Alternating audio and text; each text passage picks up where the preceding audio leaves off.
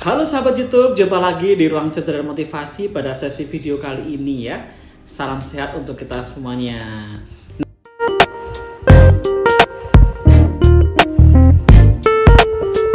Nah, pernahkah kalian berpikir mengapa bank, leasing, atau lembaga keuangan bahkan hingga rentenir harus repot-repot dan capek-capek mempekerjakan jasa debt collector untuk menagih hutang tentunya?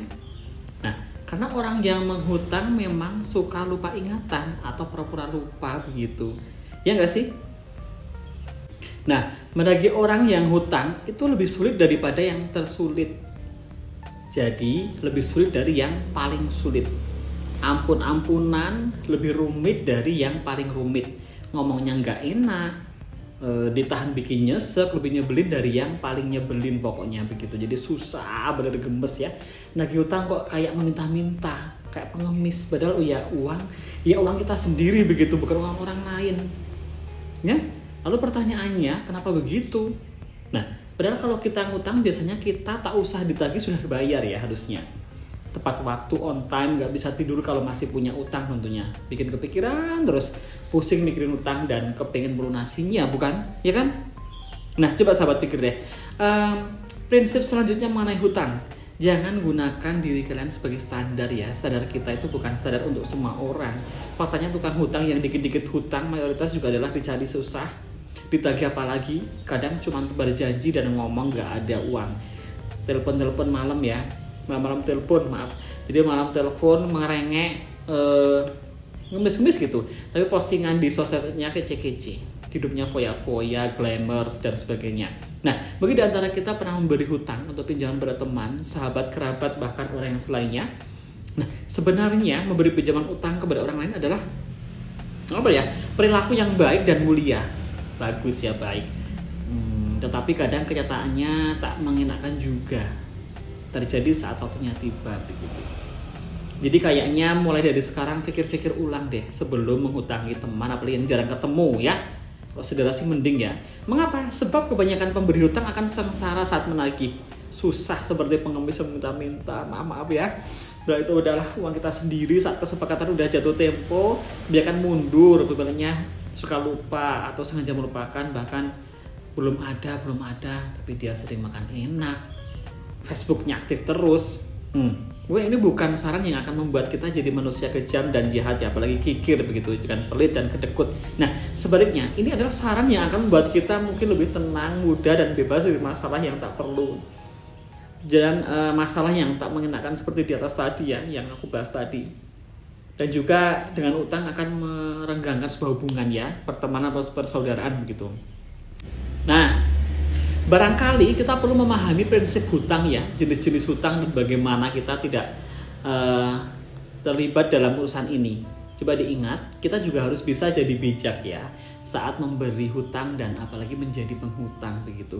Intinya sih pikir-pikir dulu, pikir-pikir lagi untuk memberi hutang kalau kita tak kuat menagihnya atau gak mau ribet begitu, daripada jadi pertengkaran dan saling tak enak hati.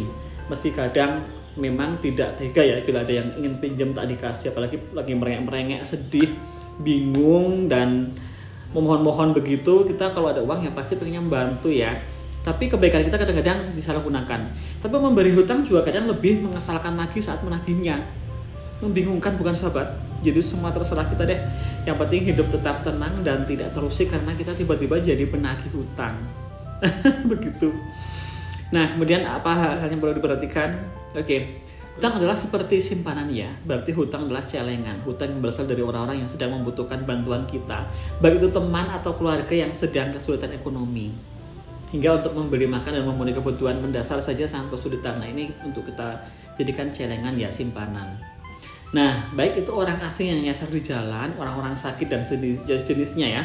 Seluruhnya itu layak untuk mendapatkan bantuan hutang, pinjaman dan bahkan pemberian begitu. Jika menemui yang seperti ini bukan cuma harus, tapi kita memang wajib ya untuk memberikan bantuan yang kita bisa. Berderma ya. Jadi nyumbang sedikit dari apa yang kita miliki begitu ya. Bersedekah. Dalam berbagai kasus yang umum kita dapat mengubah mindset atau pikiran kita menjadikan hutang menjadi memberikan uang sebanyak yang kita bisa dan ikhlaskan. Dengan prinsip membantu maka kita akan bertanya-tanya, berapa yang dibutuhkan, lalu menghitung beberapa yang sanggup kita berikan sebagai hutang, sambil dalam hati mengikhlaskannya tanpa mengharap uang tersebut kembali. Begitu ya. Jadi dengan niat memberi, kita akan membantu orang yang kita pinjamin untuk terbebas dari beban yang tak perlu di masa mendatang. Tapi kan sebenarnya bukan hutang seperti itu ya yang kerap kita temukan. Namun hutang jenis lain yang aduhai sungguh menjengkelkan dan bikin sebel begitu ya, membagongkan istilahnya. Kemudian hutang-hutangan, saling pinjam meminjam. Seringkali memberikan hutang untuk keperluan yang random abis ya, yang ada banyak sekali jenis hutang yang tidak seharusnya eksis begitu. Ada hutang untuk membeli barang-barang yang tidak perlu, hutang untuk membayar hutang, sampai hutang untuk membeli usaha. Jadi tadi ada gali lubang tutup lubang intinya, begitu ya. Kemudian kita bukan bank ya, maka bukan tugas kita meminjamkan uang untuk kebutuhan usaha yang produktif maupun membeli produk-produk yang bersifat konsumtif ya, konsumtif atau bahkan barang-barang mewah, barang-barang tersier yang luxurious ya. Namun faktanya tak sedikit orang yang berhati baik ya, tidak sombong, selalu mendukung teman dan suka menolong.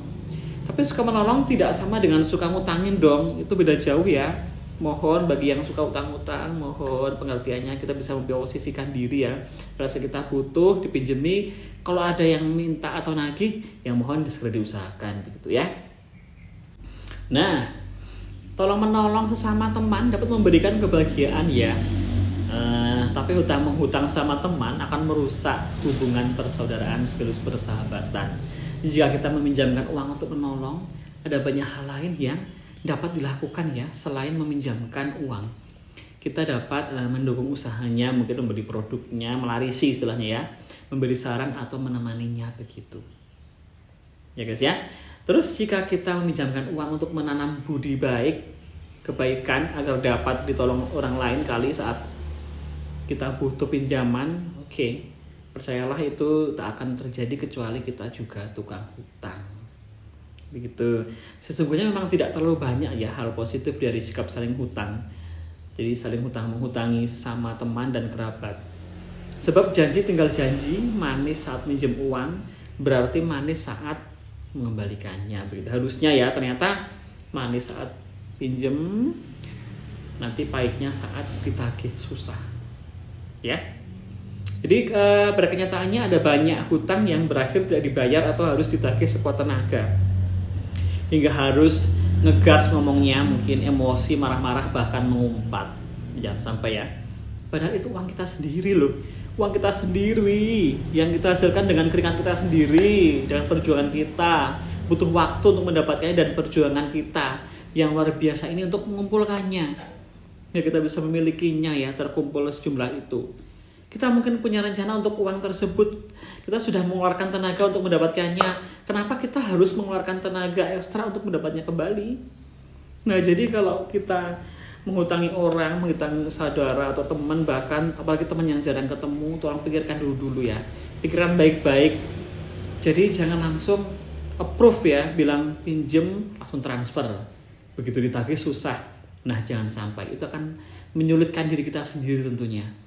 Jadikan notas, jadikan memo untuk kita ya, agar berhati-hati dalam meminjami uang kepada orang lain. Nah mudah-mudahan video kali ini bermanfaat untuk kita semuanya dan menjadikan pengingat ya, reminder agar kita berhati-hati dalam dunia perhutangan ya. Oke, ada salah kata mohon maaf. Ini hanya tastitus biasa yang mudah-mudahan ada manfaatnya untuk kita ya. Sampai jumpa di video berikutnya. Terima kasih sudah penonton. Thanks for watching. See you on the video. See you on the next video.